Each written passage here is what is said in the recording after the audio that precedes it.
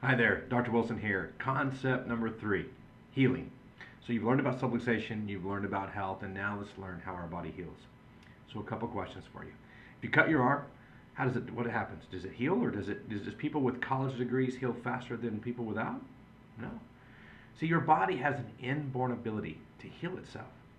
Do people that don't get antibiotics sometimes heal faster than those that do? We see this. How does that happen? How do they get well? How is it that there are 4 people in a family, one person's sick and the others don't? Or maybe 2 people get sick and 2 people don't. How does that happen? Was it that they just got lucky and didn't get the germ? Or how did their body deal with it? How did it actually find the virus and kill the virus and deal with it? That's called healing. So our bodies have this inborn ability to heal and regulate. When we're not healing and we're not regulating on a bigger level, it's not because we ran out of different medications in our bodies. It's not because, sometimes our bodies are even that broken. It's because a lot of times we have an interference in the system. It's like we've been talking about.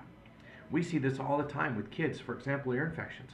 One of the top things are on a round of antibiotics, off a round of antibiotics, on a round of antibiotics, off a round of antibiotics. And what we find is we find that we can come into this body, we find a subluxation in the upper neck, which we know by research controls almost 200% of an increase of a boost of immune system when we adjust it.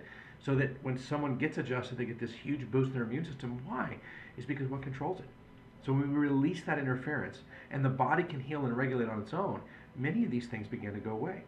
And so in many cases, sometimes the people have been living on different things, right? Looking for a pill or potion or lotion to cover their challenge, not necessarily to solve their challenge. So we want you to understand that your body has the ability to heal and regulate. Here's the 2 things it needs. It doesn't need interference, but it needs time.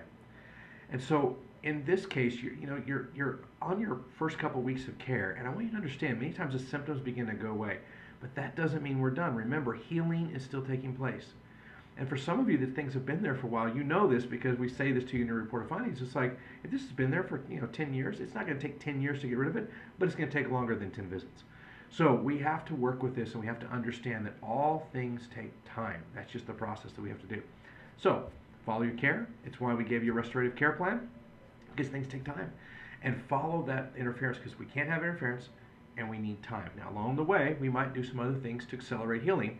And we've talked about some of those. If that's a case for you, we've talked about how to accelerate that.